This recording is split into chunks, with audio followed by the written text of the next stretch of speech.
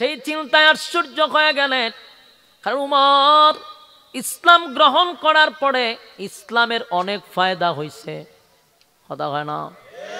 কত ফায়দা হয়েছে জানেন? আগে মানুষ নামাজ পড়তো লুকিয়ে লুকিয়ে লুকিয়ে লুকিয়ে নামাজ পড়তো। প্রকাশ্যে নামাজ পড়া যেত না।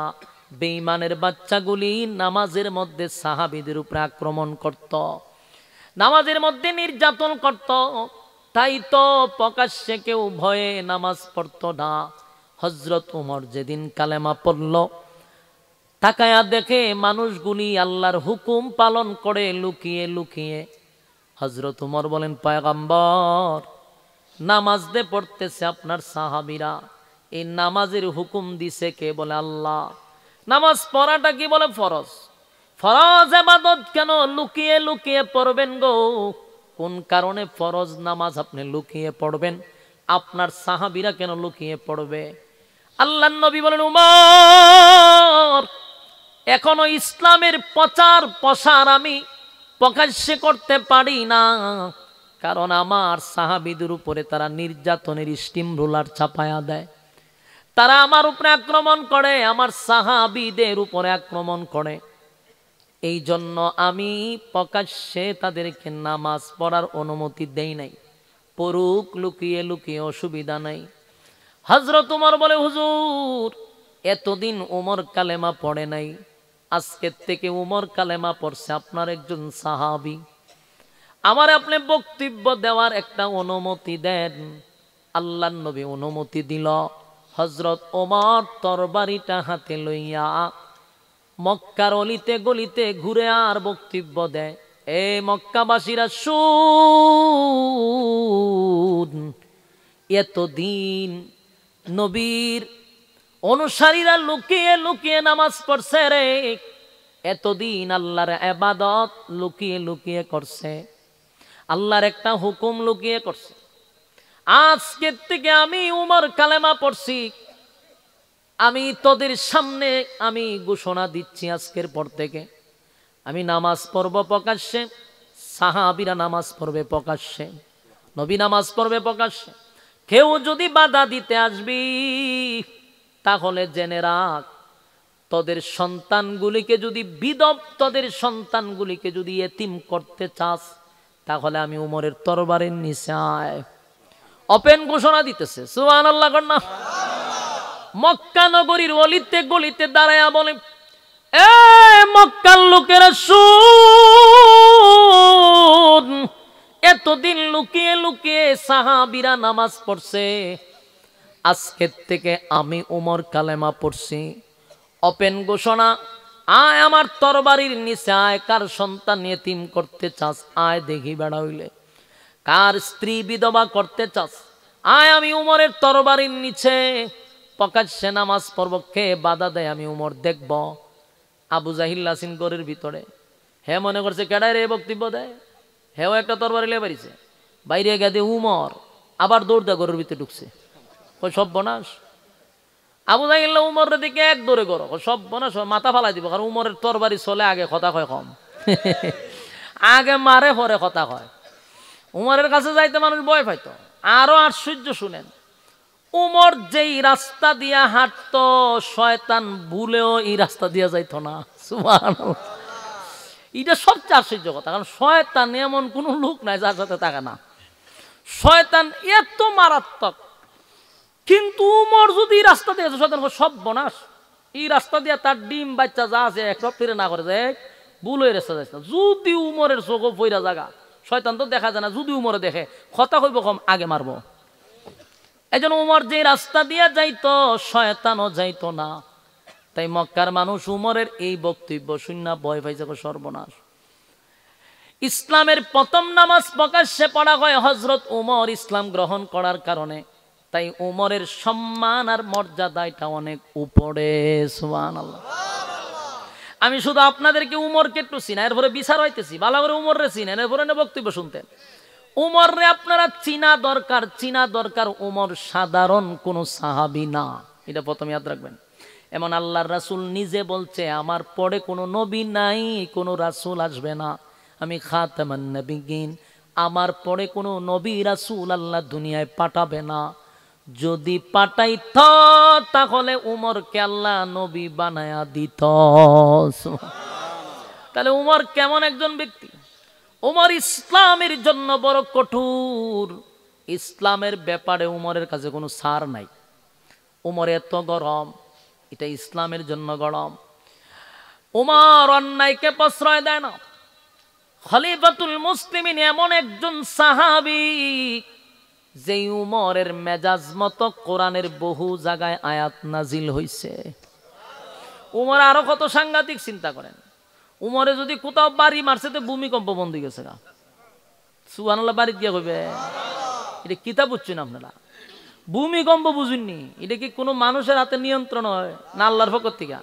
কিন্তু উমরে বাড়ি মারছে মাটির মধ্যে, রাগ করে মারছে একবারই জুড়ে। এই যে বাড়ি মারছিন মদিনার নামাজ পড়তে গিয়ে, আজ পর্যন্ত মদিনায় ভূমিকম্প হয় না।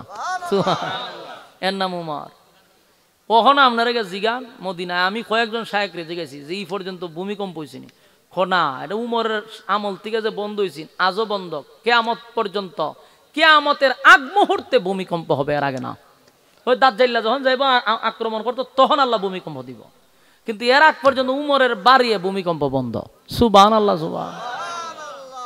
উমর হইল সেই সাহাবী।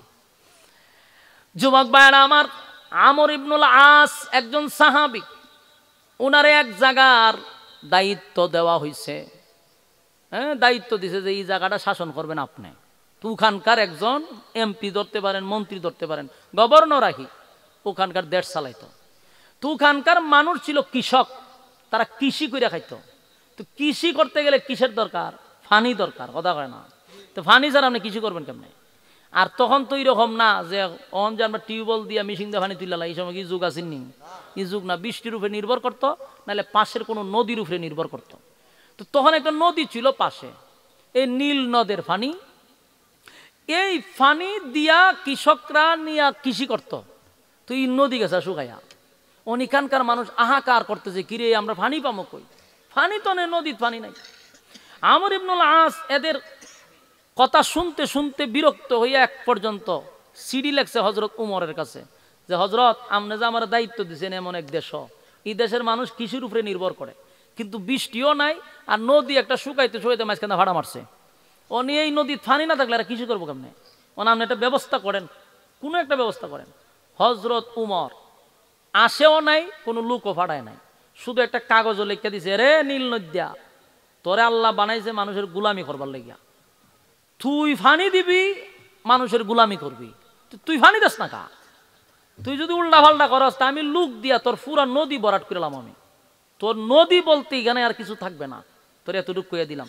সিডি লেখছে কাগজ। ই সিডি যখন গেছে আরেক দেশ, মানুষ পাগল তৈছে হইছে, আমরা গভর্নরটা পাগল, আর এক দেশের বাদশাহীটাও পাগল, সকল পাগলের মেলা। খরচা খোঁচা নদীর ফানি নাই, অন্য ব্যবস্থা করবো, নাহলে খনন করবো, নাহলে কোনো দিক দিয়ে ফানি আনাইব। কাগজ দিছে নদীরে, ওইটা ভাইজলামই না আমরা সাথে, ঠিটকারি মস্কারি ছাড়া আর কিছু নেই। দেশের মানুষ আরো চিল্লাচিল্লি শুরু করছে।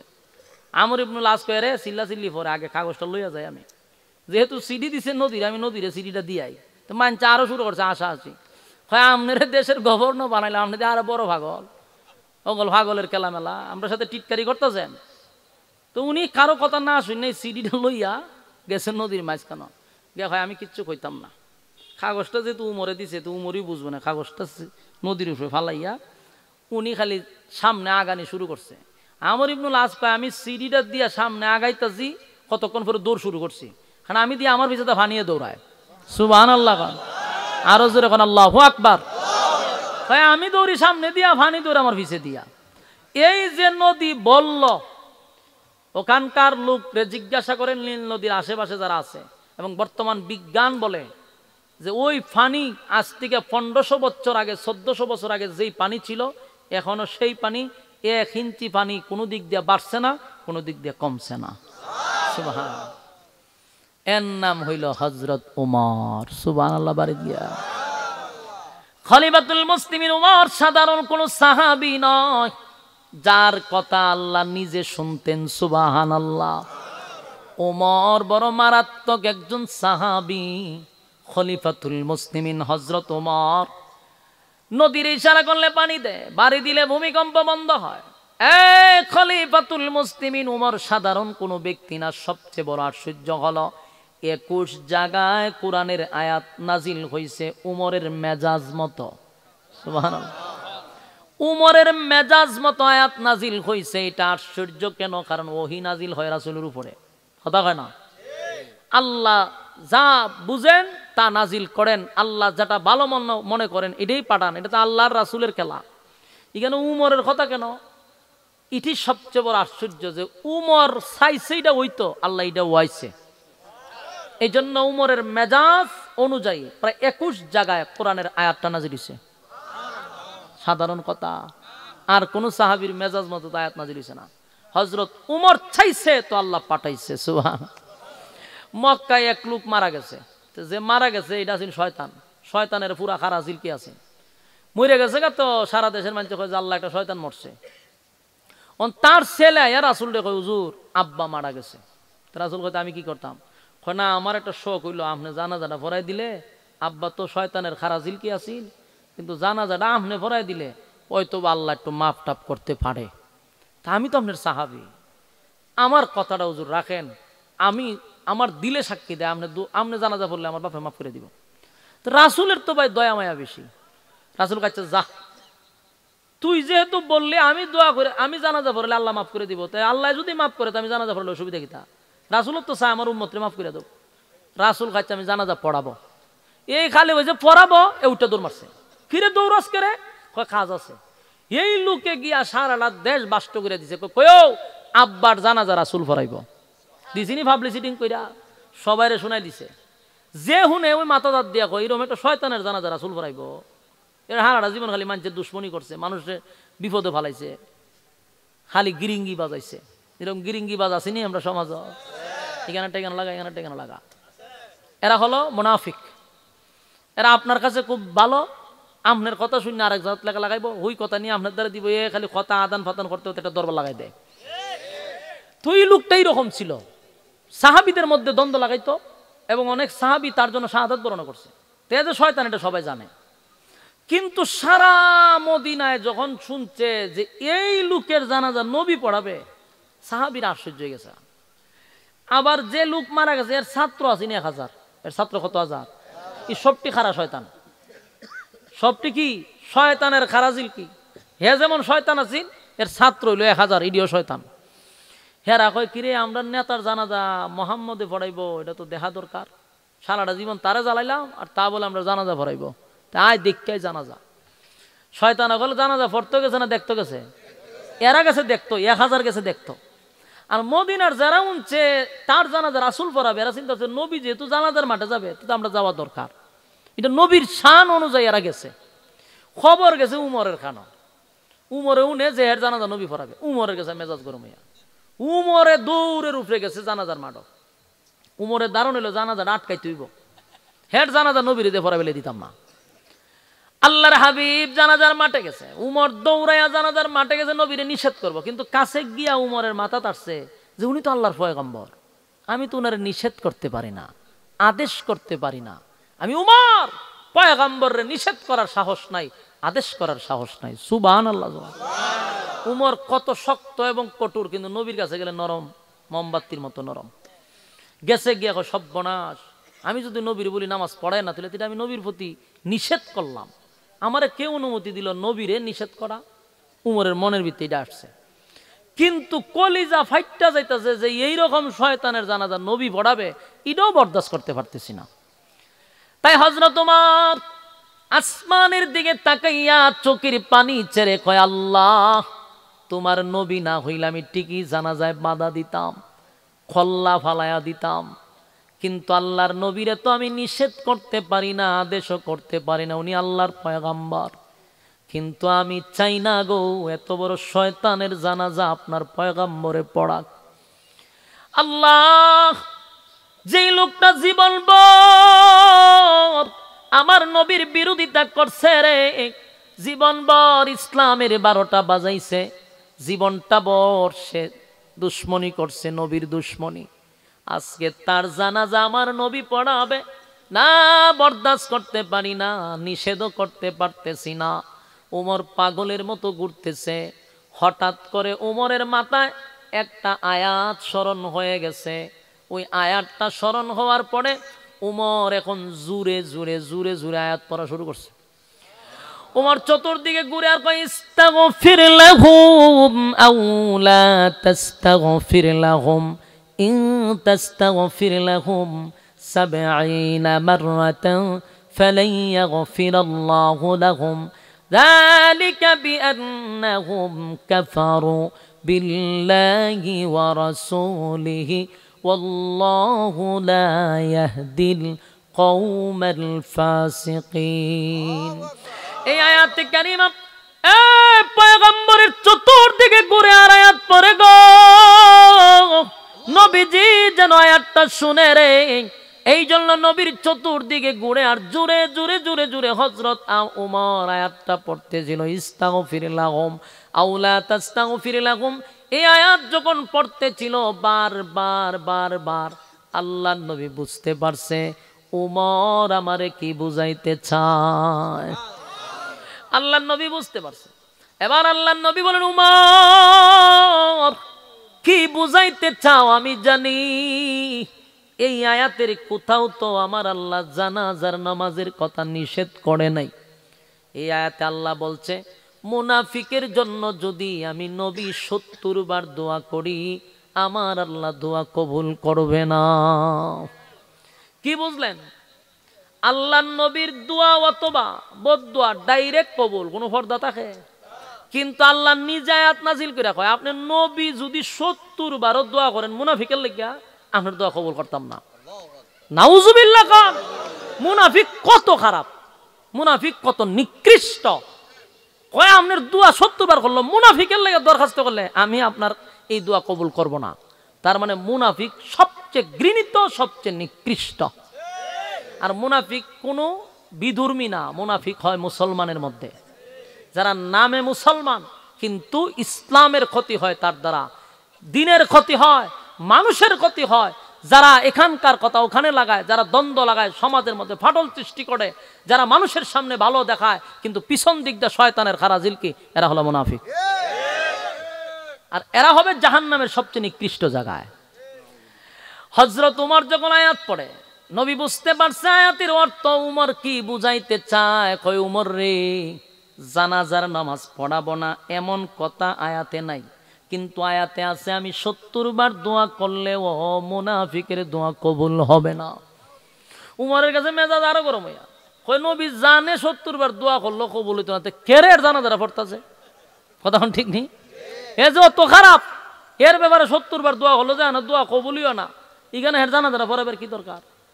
কিন্তু নবী জানাজা পড়াইব, উমর পারে না, জোর করে আয়াত নাজিল করলি তো কান্না শুরু করছে। আল্লাহর হাবিব জানাজা পড়াবে, হাজার হাজার মানুষ জানাজার মাঠে উপস্থিত, 1000 শয়তান উপস্থিত। ওই যে আদাসিনী মুনাফিক, এরা কিন্তু জানাজা পড়ার জন্য আসে নাই, জানাজা দেখার জন্য আসছে। এখন নবীজি জানাজা পড়াইবে, এর উমর চতুর্দিকে গেলে আয়াতি পড়তেছে। এবার আল্লাহর পয়গম্বর জানাজা পড়ার আগে নবীজি যখন জানাজা পড়াবে, ঠিক জানাজার নামাজের জায়গায় যাওয়ার আগে নবীর মুখের তু তু বাহির করে মুনাফিকের মুখে লাগাইছে। সুবহানাল্লাহ। এই দৃশ্য দেখে সাহাবায়ে কেরাম অবাক হয়ে গেছে, সর্বনাশ, নবীর তুতুর কত দাম, এরকম একটা মুনাফিকের মুখে তুতু লাগাইছে। উমরের শরীরটা মাঝে আরো জ্বলতেছে। আল্লাহর হাবিব কি করল রে, নবীজির এত দামি তুতু মোবারক বেঈমানের মুখে লাগাইছে। আশ্চর্য হয়ে গেল, কিছুক্ষণ পরে নবী আরো আশ্চর্য কইরা দিছে। নবীর শরীরের একটা জুব্বা ছিল, জুব্বাটা খুলছে, কইলা এই বেঈমান রে পড়ায়া দিছে, কাপন স্বরূপ পড়ায়া দিছে। এই দৃশ্য দেখা সাহাবায়ে কেরামরা মাটিতে পইরা খায়, মাটিতে পড়ে গইরাইয়া গইরাইয়া এক পর্যায়ে কান্না শুরু করছে। কেন কান্না শুরু করলো? নবীর জুব্বা তো সাধারণ না, এটা বড় দামি। সুবহানাল্লাহ। সাহাবীরা বলে, এ নবীর সাহাবী হইয়া জুব্বা পাইলাম না। একটা বেঈমান মুনাফিক হইয়া কেমনে গো আমার নবীর জুব্বাটা পাইল? আমরা নবীর সাহাবী হইয়া জুব্বা পাইলাম না, মুনাফিক হইয়া নবীর জুব্বা পাইল।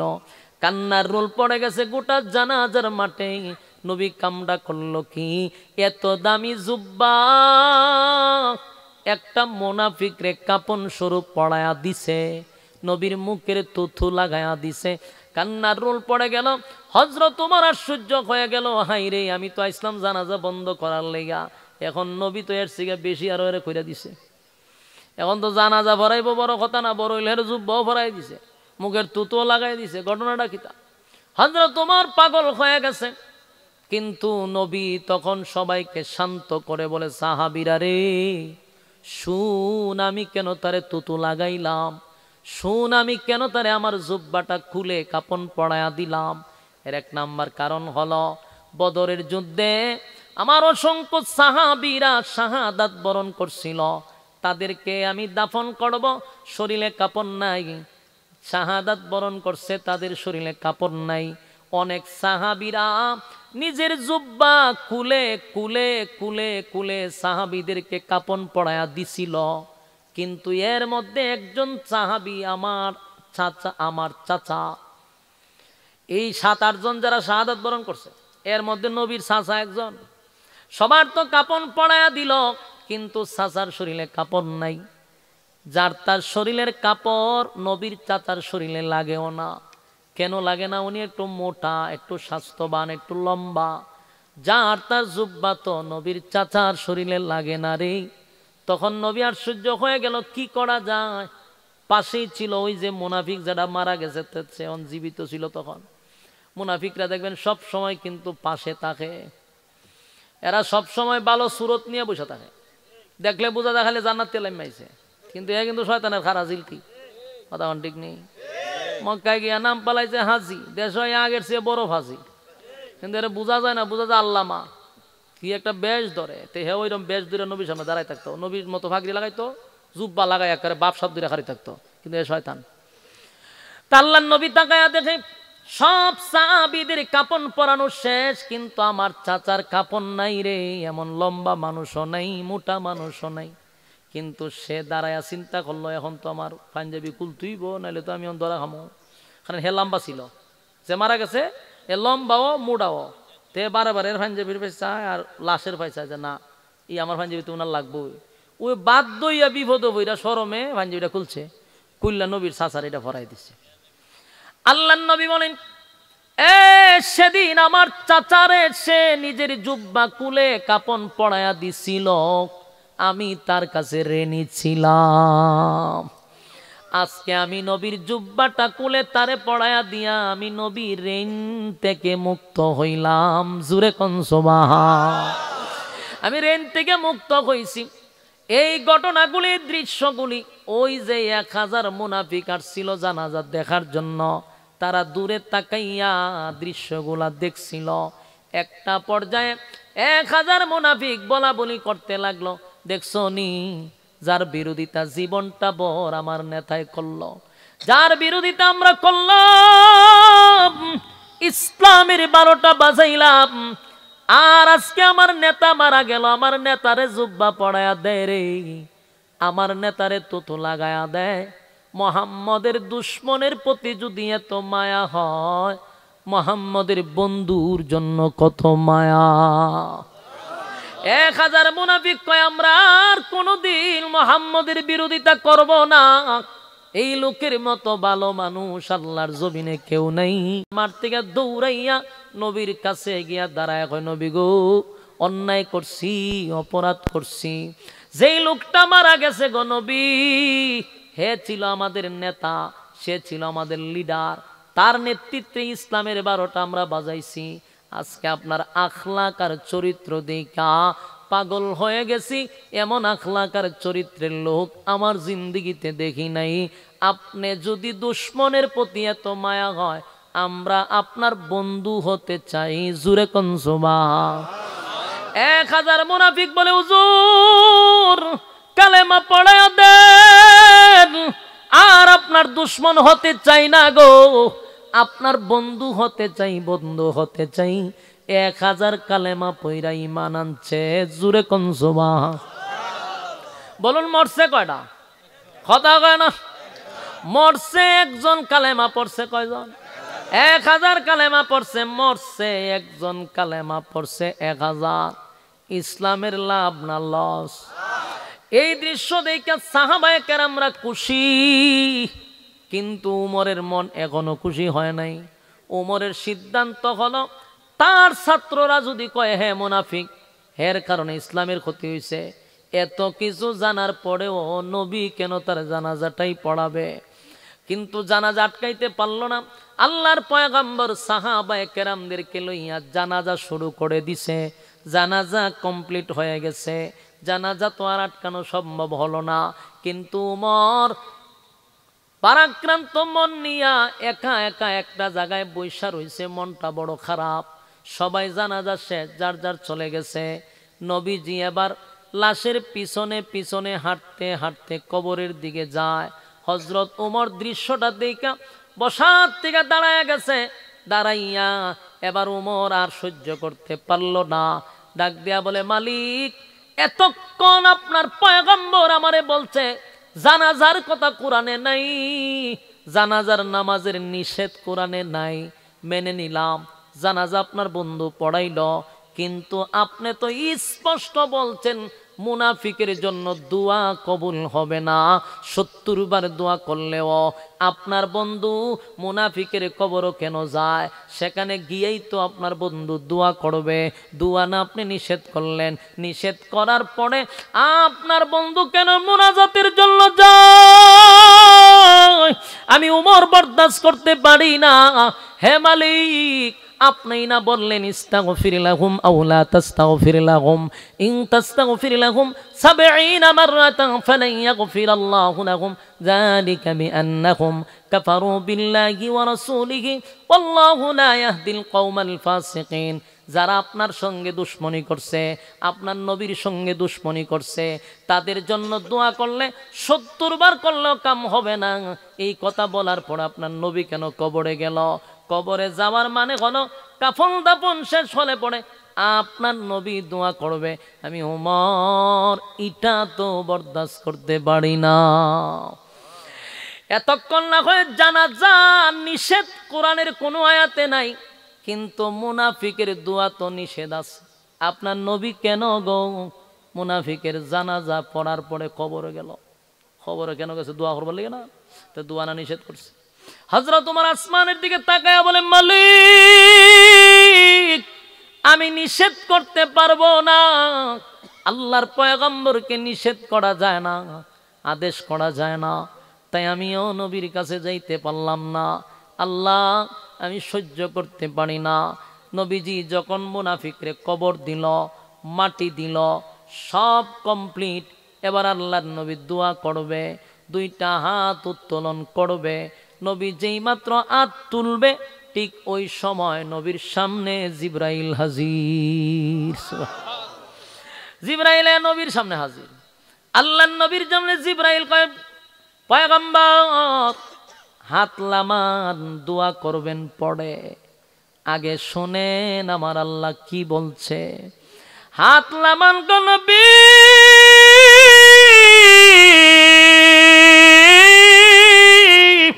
দোয়া করবেন না, দোয়া করবেন পড়ে, দোয়া করবেন পড়ে।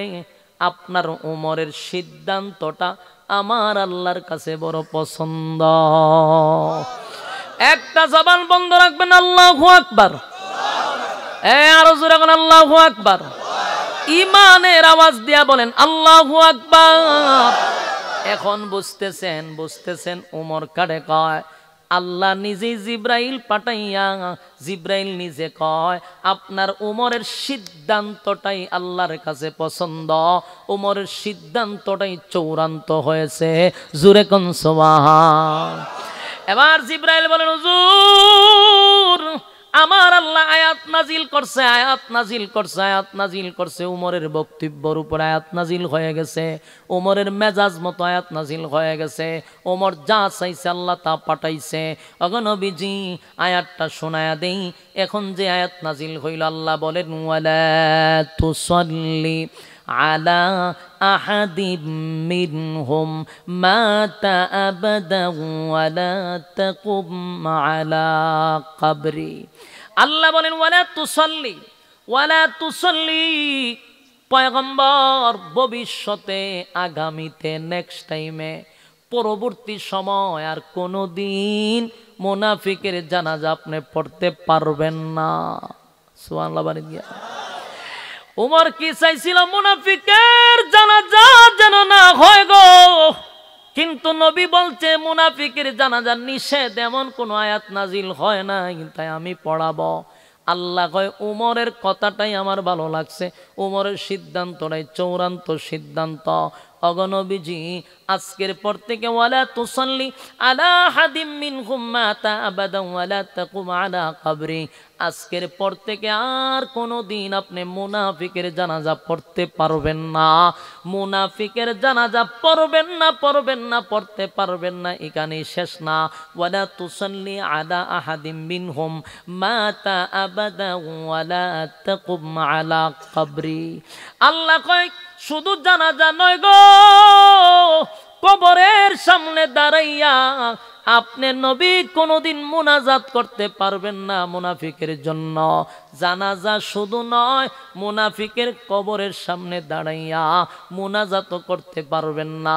ওই যে উমর আল্লাহর কাছে বলছে, আল্লাহ আপনার বন্ধু বেঈমানের কবরের সামনে দাঁড়ায়া যে দোয়া করতে চায়, আল্লাহ চিরতরে দোয়া বন্ধ করে দিল, চিরতরে মুনাফিকের জানাজা বন্ধ করে দিল। এ যুবক ভাইরা, এটা হলো উমর। উমরকে বলা হয় মেজাজে ওহী।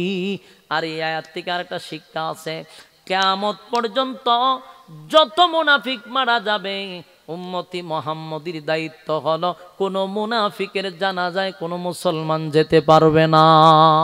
হ্যাঁ, কথা কয় না। কোরআন নাজিল হয় তার বিশেষ কোনো প্রেক্ষাপটে, কিন্তু হুকুম থাকে কিয়ামত পর্যন্ত। এই হুকুম আছে কিয়ামত পর্যন্ত থাকবে। নবীরে ওয়াজ করা মানে উম্মতি মুহাম্মদীরে ওয়াজ করা কিয়ামত পর্যন্ত। আমরাও কোনো দিন মুনাফিকের জানাজায় যাব না, যাব না, যাব না। মুনাফিকের জন্য দোয়া করব না, মুনাফিকের কবরের সামনে দাঁড়াবো না, মুনাফিকের জানাজায় যাব না। কারা কারা রাজি হাত তুল্লা দেখান। হয় রাজি নি আপনারা? মুনাফিকের জানাজায় যাইবেন? কথা কয় না দিক। আজকের পর থেকে মুনাফিকের জানাজা পড়বেন না, মুনাফিকের কবরের সামনে যাইবেন না। এটা হলো আল্লাহর বিধান, আল্লাহর হুকুম। যদি আপনি অমান্য করেন, আপনিও বেঈমানের কাতারে, ঠিক কিনা? হযরত ওমর সাধারণ কোন সাহাবী নয় গো। আমি শুধু আপনাদেরকে জানানোর উদ্দেশ্য হলো উমরের মেজাজ মতো আয়াত নাজিল হয়, এটা আপনাদের জানা দরকার। তাই আমি আপনাদেরকে বলে বুঝাইলাম, উমর সাধারণ কোনো সাহাবী না। সেই উমরের বিরুদ্ধে হত্যা মামলা হয়েছে কার কাছে? ইয়াদ আছে আপনারা? কথা হয় না। উমরের বিরুদ্ধে হত্যা মামলা হইল, সেই উমরের বিরুদ্ধে হত্যা মামলা হয়েছে নবীর আদালতে। এবার বিচারক হলো আল্লাহর পয়গম্বর, অপরাধী হলো হযরত উমর। গোটা মদিনায় লারা পড়ে গেছে, উমর একটা নির্দোষ মানুষকে হত্যা করছে রে, উমর একটা নির্দোষ মানুষকে হত্যা করছে। তাই এবার কোর্টে যাওয়ার পরে, আদালতে যাওয়ার পরে পয়গম্বর বিচারক হযরত উমর আসামির কাঠগড়ায় দাঁড়ায় আছে। উমর আসামির কাঠগড়ায় দাঁড়ায় আছে। গোটা মদিনায় সবাই জানে রে, উমর একটা নির্দোষ মানুষকে হত্যা করছে, হত্যা করছে, হত্যা করছে। তাই তো আল্লাহর নবী তার বিচারের অবস্থা শুরু করে দিছে। বিচার হলো মৃত্যুদণ্ড। এই মুহূর্তে যখন কোর্টে নেওয়া হলো, ওমর অপরাধীর কাঠগড়ায় দাঁড়িয়ে আছে, নবী বিচারকের জায়গায় বসা। এবার রায় দিবে, উমরকে মৃত্যুদণ্ড দেওয়া হবে। যেই মাত্র রায় দিবে, তখন ওই জিব্রাইল নবীর কাছে এসে দাঁড়ায় গেছে। সুবহানাল্লাহ। জিব্রাইল আইসা বলে, হাবিব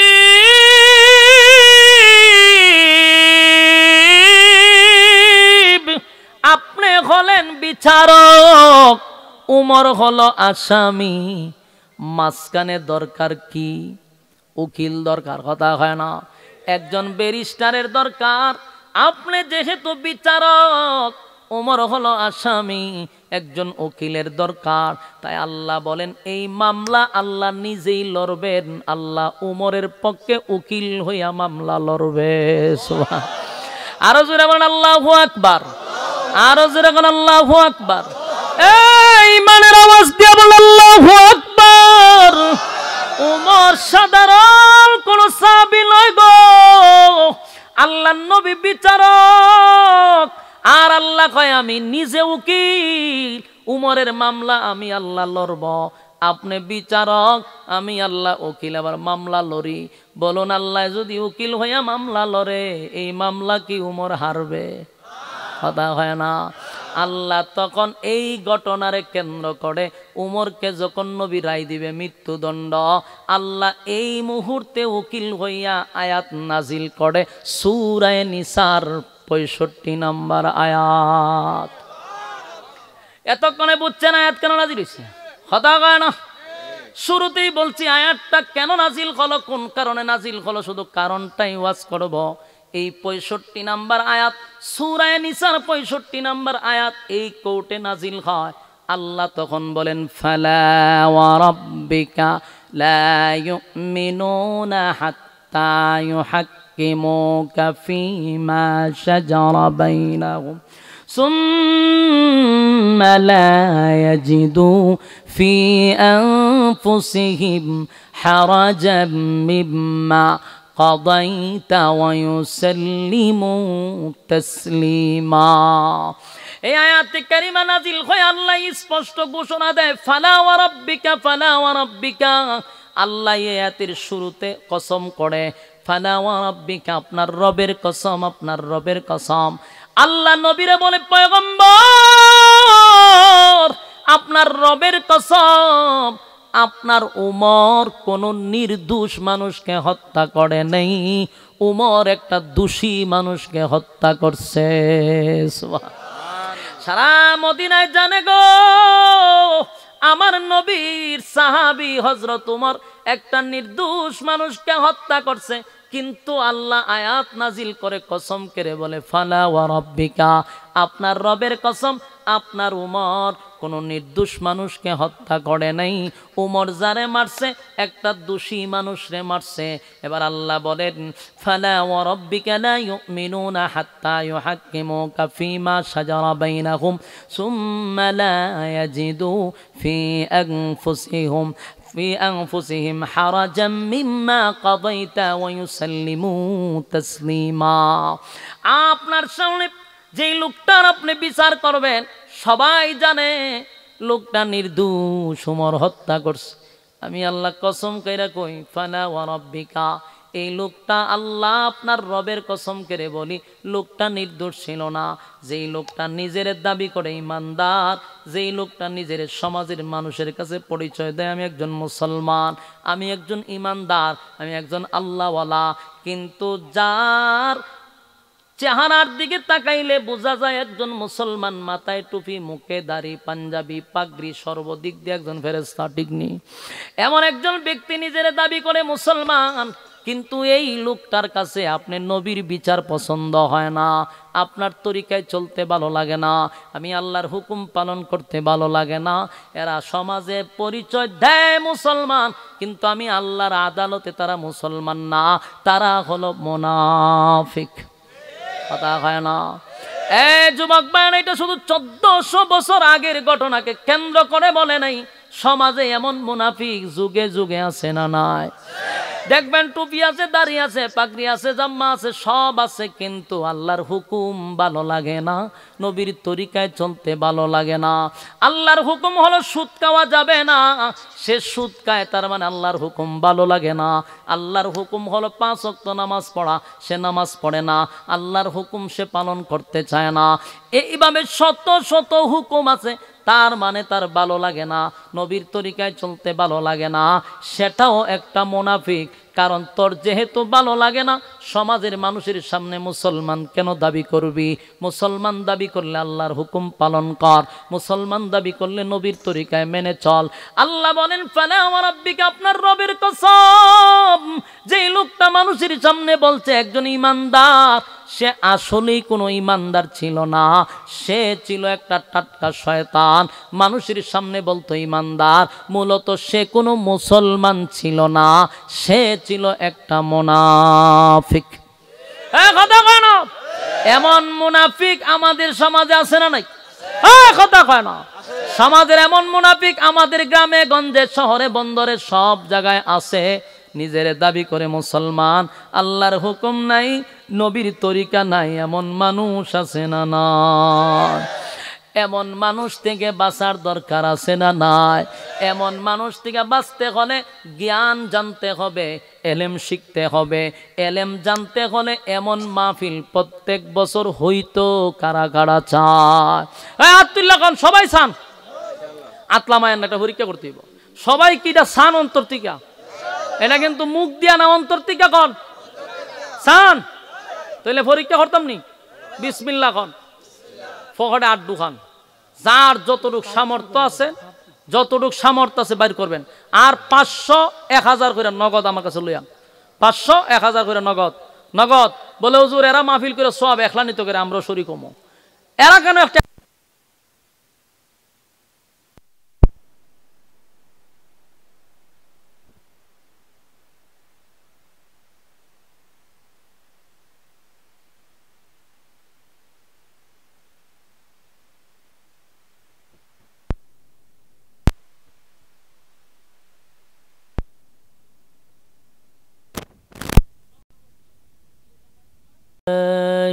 من الشيطان الرجيم. بسم الله الرحمن الرحيم.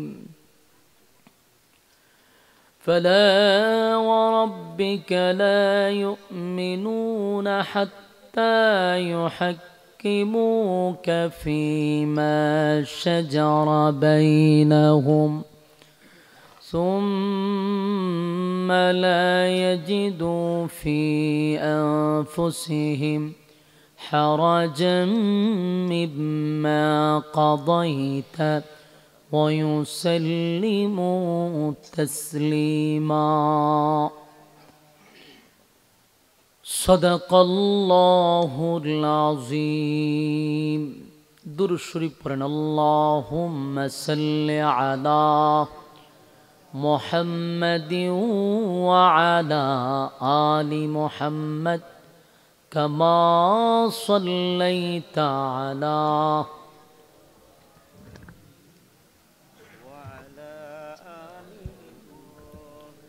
إنك حميد مجيد. اللهم بارك على محمد وعلى آل محمد كما باركت على إبراهيم وعلى آل إبراهيم إنك حميد مجيد. نور عرفان محبت دل میں بر دونوں عالم سے ہمیں کر بے خبر. جلن تو نے دی ہے میرے دل میں یارو،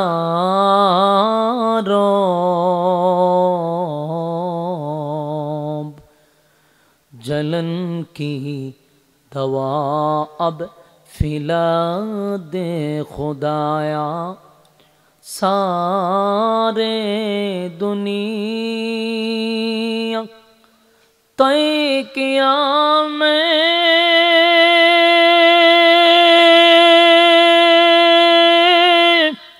मिसल दो देखा नहीं तेरी मानंद खूबसूरत चांद भी होता नहीं बलागल उला बिकमालिही कशफत तुजा बिजमालिही हसनत जमीअ ख़सालिही सल्लु अलैहि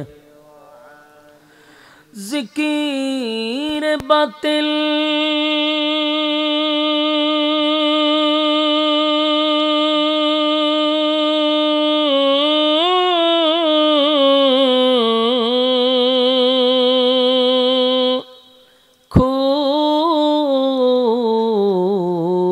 हटा दे दिल से रबे जिक्र में तेरे लगा दे रोज शाबिला इलाहा इल्लल्लाह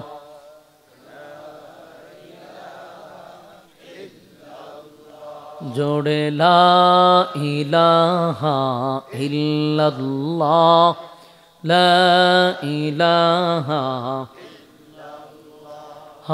ला इलाहा इल्लल्लाह ला इलाहा ला इलाहा ला इलाहा हस्बी रब्बी जल्लल्लाह मा फी क़ल्बी गैरुल्लाह हस्बी रब्बी जल्लल्लाह मा फी क़ल्बी गैरुल्लाह शुदु माबुद तुमी एक अल्लाह बोलो ला इलाहा इल्लल्लाह ला इलाहा इल्लल्लाह ला इलाहा नहीं कोनो माबूद अल्लाह चरा नहीं कोनो माबूद अल्लाह चरा ए खुदार पर दुई खुदायर तीन खुदा मोरा किछु मानी ना बोलो ला इलाहा इल्लल्लाह ला इलाहा इल्लल्लाह ला इलाहा इल्लल्लाह ला इलाहा इल्लल्लाह मुहम्मदुर रसूलुल्लाह सल्लल्लाहु अलैहि वसल्लम। अल्हम्दुलिल्लाह। शांतिपुर मध्य उत्तरपाड़ा बैतुल मामूर जामेर मस्जिद एर उद्योगे आयोजित बार्षिक इस्लामी सम्मेलन सभापतित्व करছেন আলহাজ ডাক্তার আব্দুল মান্নান মিয়া সাহেব বিশিষ্ট ব্যবসায়ী ঢাকা। সভাপতিত্ব করছেন মোহাম্মদ মনসুর আলী প্রবাসী কুয়েত। আজকের মাহফিলে আলোচনা করেছেন হযরত মাওলানা মহিউদ্দিন জিহাদি বরিশাল। ওয়াজ করেছেন হযরত মাওলানা শফিকুল ইসলাম সিরাজি বাঞ্ছারামপুর। এছাড়াও অতিথিবৃন্দ মুআজ্জাজ মুকাররম হযরত উলামায়ে কেরাম, উপস্থিত তরুণ যুবক ভাইয়েরা, মুরব্বিয়ানে আজম, আওয়াজ যতটুকু দূরে যাচ্ছে অবস্থানরত আছেন পর্দানিশী মা ও বোনেরা, সকলকে আমার অন্তরস্থল থেকে জ্ঞাপন করছি মোবারক শুকরিয়া আদায় করছি যিনি আমাদেরকে এই ঠান্ডার মধ্যে সুস্থ অবস্থায় বরকতপূর্ণ এক মজলিস, ফজিলতপূর্ণ এক মজলিস ওলামায়ে কেরামদের সহবতে আসার বসার তৌফিকটুকু রব্বে কারীম করে দিয়েছেন, শুকরিয়া আদায় করছি আলহামদুলিল্লাহ। লক্ষ কোটি দুরুদ এবং সালাম আল্লাহর সৃষ্টির প্রধান আকর্ষণ, বিশ্ব সবার সভাপতি, শামসুল হেদায়েত, বদরুদ্দুজা, সৈয়দুস সাকালাইন, ইমামুল মুরসালিন, খাতামান নবিয়্যিন ওয়াল মুরসালিন, জনাবে মুহাম্মদুর রাসূলুল্লাহ সাল্লাল্লাহু আলাইহি ওয়াসাল্লামের উপর। সম্মানিত সুধী, আপনারা আসতে পেরে বসতে পেরে খুশি না বেজার?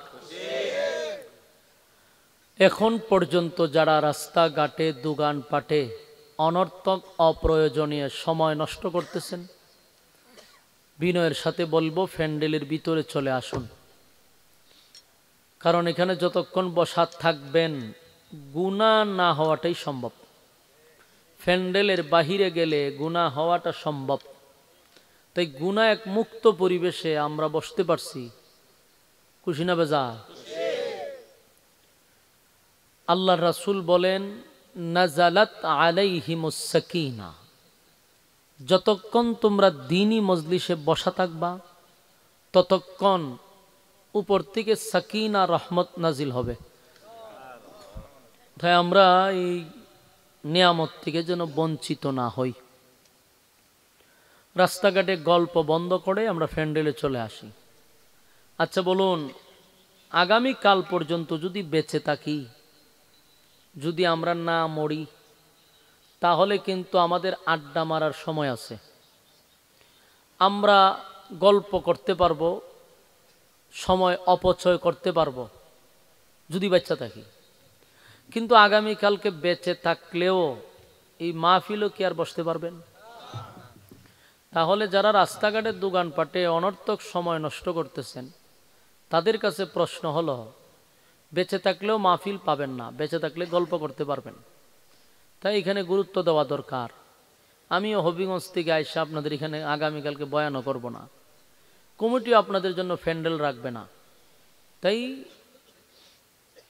ওই মানুষটার ভাগ্য এবং কপাল ভালো যে এমন একটি বরকতি মজলিসে বসতে পারছে। এটা শুকরিয়া আদায় করার দরকার আছে না নাই? এই অপারেটর কোন দিকে?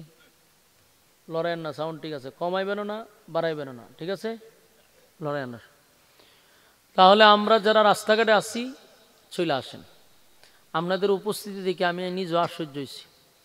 পাঞ্চারামপুর আমি আরো বহুবার আসছি, এইরকম অবস্থা আমি কোনো জায়গায় আর দেখি নাই। তারপরেও আপনারা যারা বসছেন, এখন যদি মোনাজাত পর্যন্ত আপনারা ধৈর্য নিয়ে বসতে পারেন, তাহলে ইনশাআল্লাহ আলোচনা চলবে। ধৈর্যের সাথে কথাগুলি শ্রবণ করতে হবে। আপনারা রাজি আছেননি? মোনাজাত পর্যন্ত তাহার নিয়তে বসবেন। উপস্থিতি যেমনই হোক, কিন্তু আগ্রহ যেন বেশি হয়, ঠিক না? আল্লাহ যাদেরকে ভালোবাসে, আল্লাহ যাদেরকে মহব্বত করে, ঠিক ওই সমস্ত বান্দাদেরকে আল্লাহ দ্বীনের মজলিসে বসায় রাখে। এটা কিন্তু আপনার বোঝা দরকার।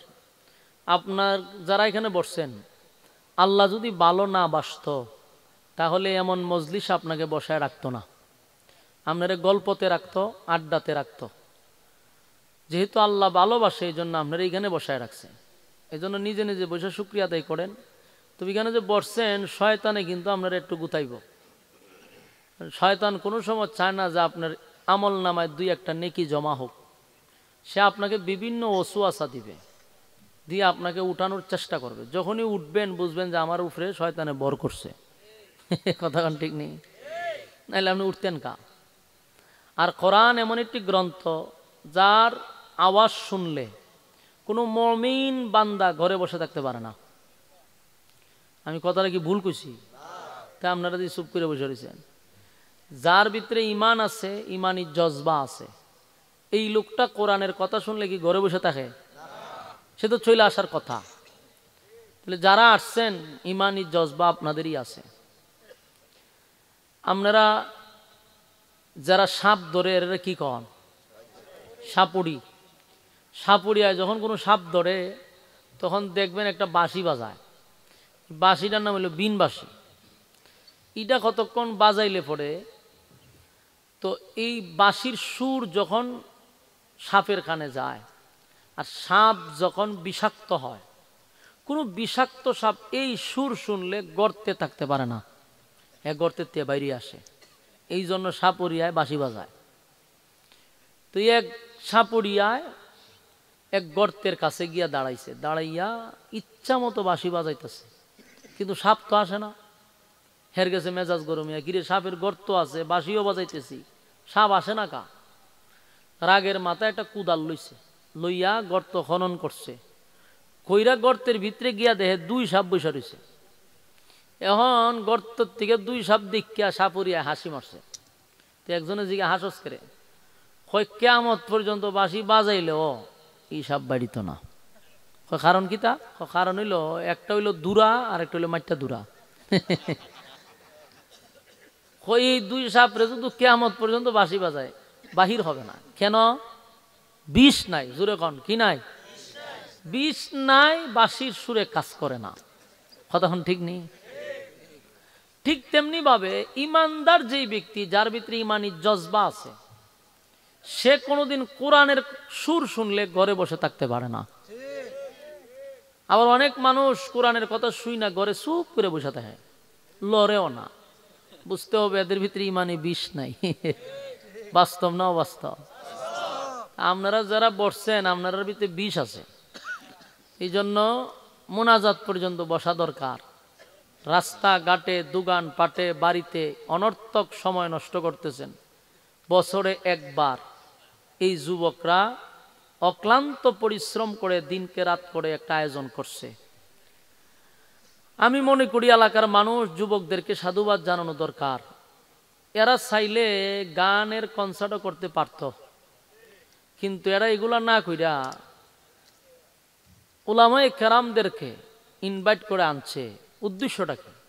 এলাকার মানুষকে দিন বোঝানো, দিন শিখানো। আপনার কারণেই এরা আয়োজন করছে। আপনাদেরকে দিন শিখাইবার লাগে এরা এত টাকা খরচ করছে, প্যান্ডেল করছে, মাইক আনছে, পোস্টার করছে, বক্তা আনছে, খাওয়াইছে, সব কিছু করছে তো আপনার জন্য। মানে আপনারা যদি ঠ্যাঙ্গের উপরে ঠ্যাং দিয়া বিড়ি টানেন আর গরো ঘুমান, তো কপাল তো ফুটছে আপনার। আর কপাল ফুটছে ওই সমস্ত মহিলাদেরও, যারা স্বামী দাঁড়ে বইবে বিড়ি টানতে যার ঘুমাইতেছে।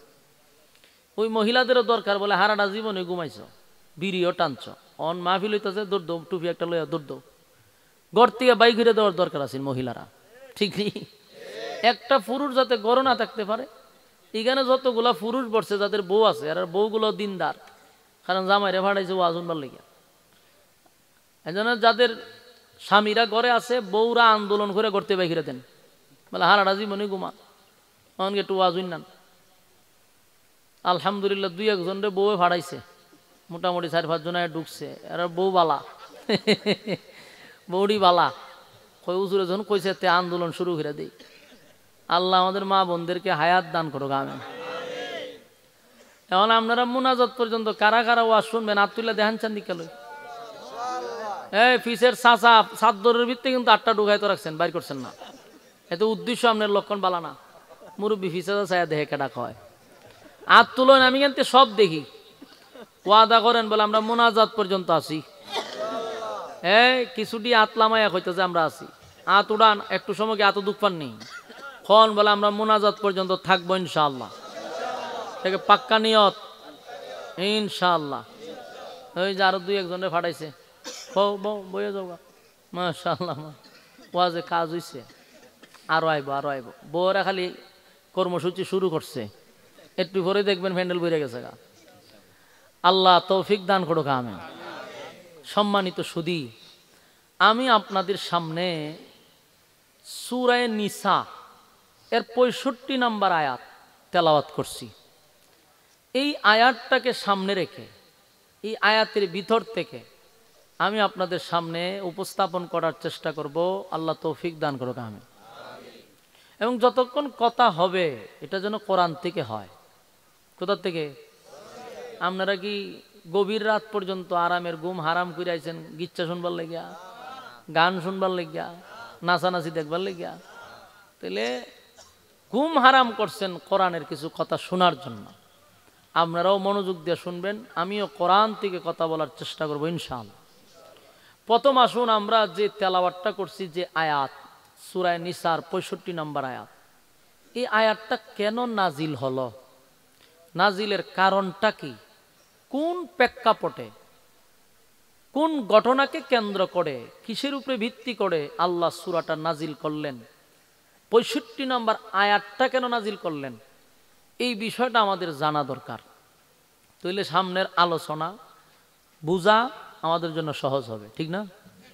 আমি শুধু আজকে আলোচনা করব এই আয়াতটা কেন নাজিল হলো, এই নাজিলের কারণটাই বলবো, এটাই আমার আজকের ওয়াজ ইনশাআল্লাহ। আসুন এই সূরাটা, এই সূরার 65 নম্বর আয়াতটা একটা ঘটনার কেন্দ্র কইরা একটা সমস্যার সমাধান দেওয়ার জন্য আল্লাহ আয়াত নাজিল করছে। কারণ ঘটনাটা কি ঘটছিল, কি সমস্যার সমাধান করছিল, এই বিষয়টাই আমরা আলোচনা করব। তবে মনোযোগ সহকারে শুনতে হবে, রাজি আছেন? ওয়াজের পরে যেন আপনি নিজেই বুঝেন যে না, একটা বিষয়ের উপরে আমি ওয়াজ শুনতে পারছি, শেষ পর্যন্ত একটা ফিনিশিং পাইছি, এই বুঝটা যেন ভিতরে আসে, এরপরে যেন বাড়ির যান।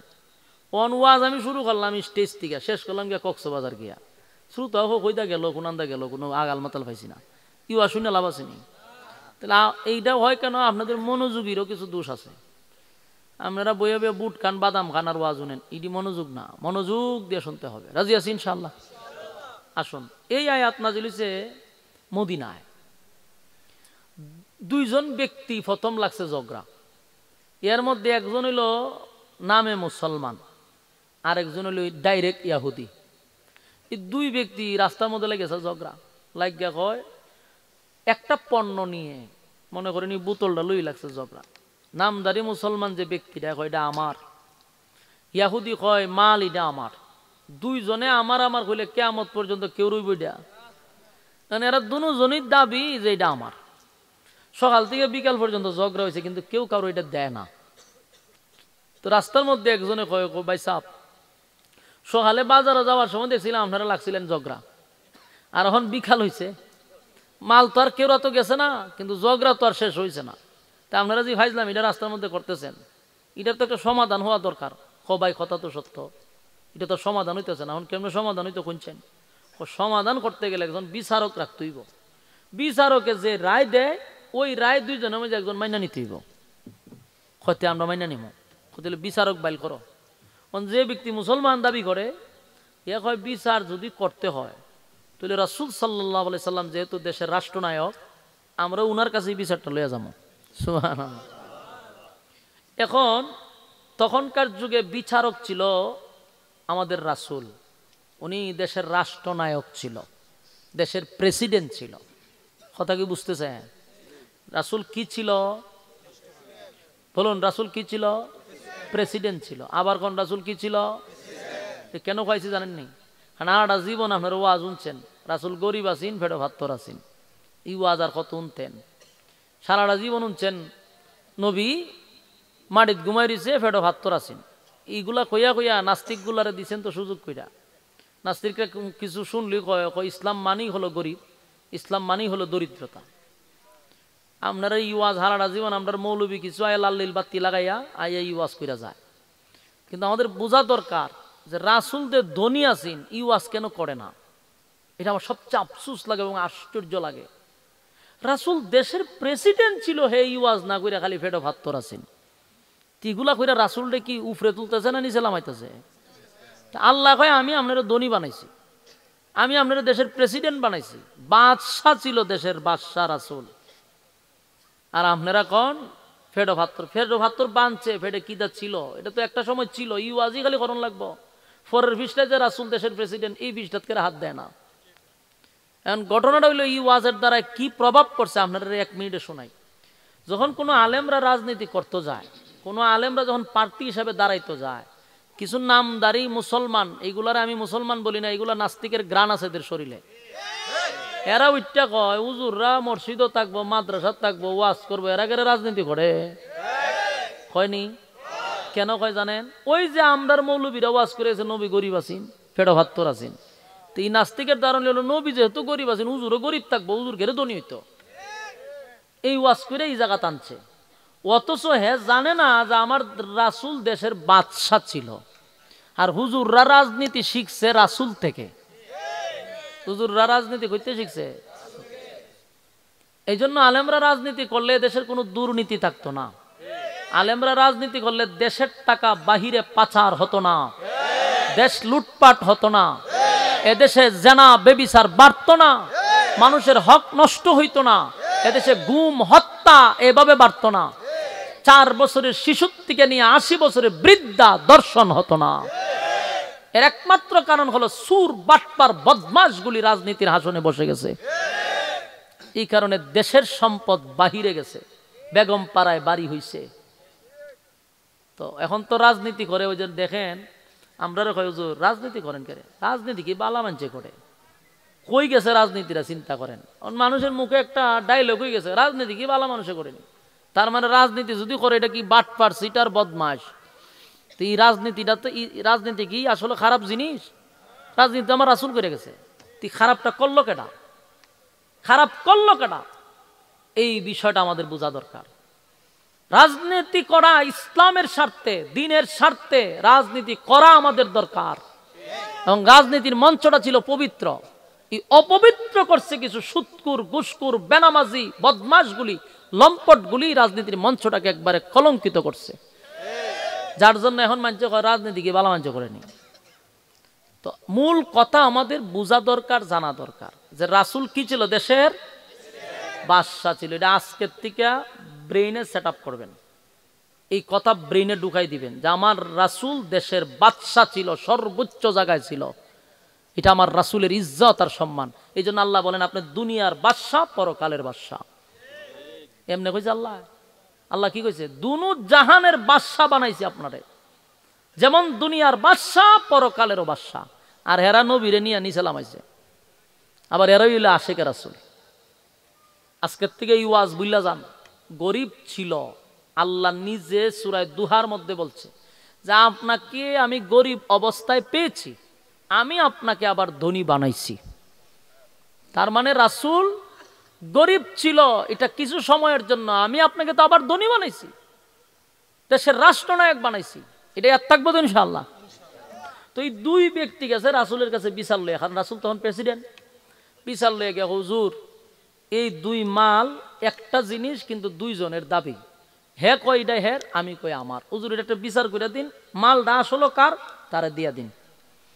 তখন রাসূলের বিচার, এটা কি আর 16 বছরের বিচার? কথা হয় না? তদন্ত সারা বিচার রাসূলের বিচার। রাসূলের সুষ্ঠু তদন্তের মাধ্যমে বিচার করতেছে। কারণ এর আগে আমরাও বিচার দেখছি, দুনিয়ার মানুষের বিচার তদন্ত ছাড়া নির্দোষ মানুষকে দোষী বানানো হয়েছে, দোষী মানুষকে নির্দোষ বানানো হয়েছে। এই রাজনীতি আমরা দেখছি। দলের লোক হইলে বলে 7 খুন করলো, তার কোনো বিচার নাই। আর একটা নির্দোষ মানুষকে বছরের পর বছর সাইড দেওয়ালে বন্দী করে রাখছে তদন্ত ছাড়া। দর্শন করছে একজনে, ফর্তিকায় দিছে আরেকজনে। আল্লাহর রাসূল বলেন আমি ইনসাফের বিচার করছি। এই দুই ব্যক্তিরে দাঁড় করায় রাসূল এটার সুষ্ঠু তদন্ত করছে। গোয়েন্দা দিয়া ভালো করে তদন্ত করে দেখে মালটা আসলেই ইয়াহুদি ব্যক্তির, এটা মুসলমান ব্যক্তির না। মালটা কার? ইয়াহুদির, কিন্তু দাবি করে মুসলমানেও। আল্লাহর রাসূল বলল শোনো, আমি সুষ্ঠু তদন্তের মাধ্যমে জানতে পারলাম মালটা তোমার না, মালটা ইয়াহুদির। তাই রাসূল ইয়াহুদির মাল দিয়া দিছে, বিচারের রায় ইয়াহুদির পক্ষে। তো শেষ না, দুই ব্যক্তি গেছে রাস্তাত গিয়া নামদারি মুসলমান ব্যক্তিরা ইয়াহুদিরা তাফাতা ধরে লিছে। দিলে কয় এই কই যাস? কৌমা আমি তো বাড়ির যাবো। কে রে? কয় মাল পাইছি আমি, বিচার কইরা দিল তোমার নবী, এখন তো আমার উপরে বিচারের রায় হয়েছে, তো আমি বাড়ির যাবো না, তো কই যাবো? কয় না, এই বিচার আমি মানি না। আপনার এলাকাত নাউজুবিল্লাহ আছেনি? রাসূল বিচার কইরা দিছে, এ হয় মানি না। কিন্তু সে নিজের কি দাবি করে? মুসলমান। জোরে নিজের কি দাবি করে? এই কথাটা ইয়াদ রাখবেন। ওয়াজের পয়েন্ট যদি আপনি স্মরণ রাখেন তাহলে আপনি বুঝতে পারবেন কোন অ্যাঙ্গেলে বয়ান করতেছি, কোন দিকে যাইতেছে। বুঝার মতো আপনার একটু মাথা লাগবো।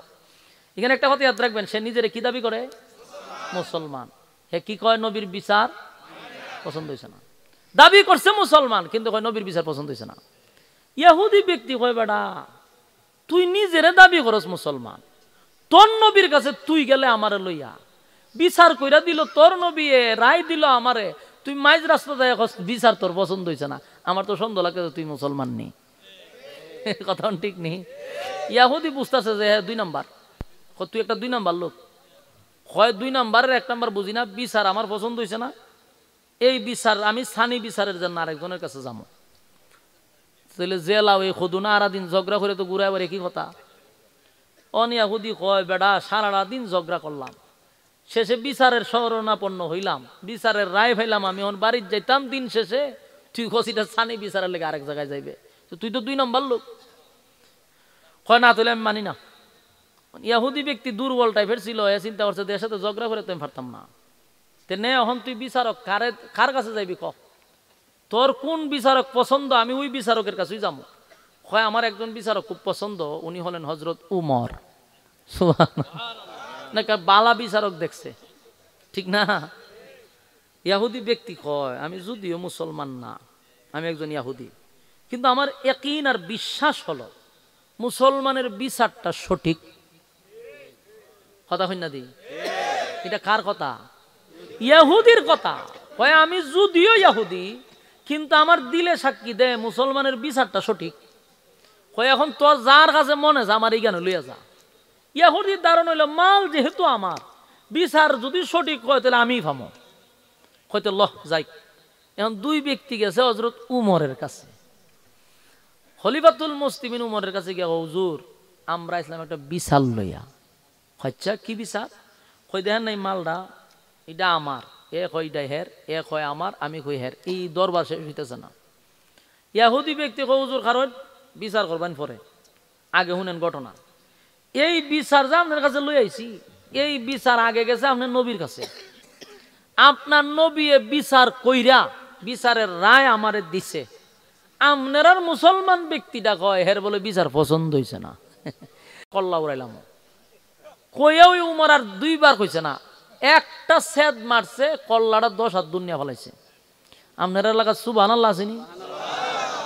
কোন সময় কন কেউ মারা গেলে না, আমার তো জানতেইব, মরে গেল তো কেউ সুবহানাল্লাহ কইতে পারে। আমি উমরের বিচার হই না, সুবহানাল্লাহ না এত আপনার কোন সময় বিচার হই না সুবহানাল্লাহ আইব? কথা কই না দি, উমরে বিচারটা করছে দেখছেন নি, একটা কূপ দিছে, কল্লাটা 10 হাত দূরে নিয়ে ফেলাইছে। উমরে কয় এটা আমি উমরের বিচার, রাসূলের বিচার তোর পছন্দ হইছে না, আমার কাছে আইছত বিচার লইয়া, তা আমার বিচারটা সুন্দর হইছে, কূপ দিয়া কল্লা ফালাই দিছে। তো ফালাই দিছে তো শেষ। ইয়াহুদি তর করে খাপতে খাপতে প্রস্রাব করে দিছে, ছায়া দেহে আর বিজাই লিছে সব। জিগা তুই বিজাইছত করে? খুব ভয়ে বিজাইছে। কোনো ভয় নাই, তোর মাল লইয়া তুই বাড়ির যা। ইয়াহুদি মাল লইয়া আর নিজের জান বাঁচাইছে দে, ইয়া নফসি পড়তে পড়তে বাড়ির দূর গেছে গা। বিচার শেষ না, ঝামেলা তো শেষ, কিন্তু আসলে ঝামেলাটা শেষ হয়েছে না, এই দরবার আরো বড় হয়েছে। যারে মারছে উমর, যারে হত্যা করছে, এর আবার আত্মীয় স্বজন আছে। এই আত্মীয় স্বজন আইসা দেহে তার বাইরে কল্লা ফেলা দিছে।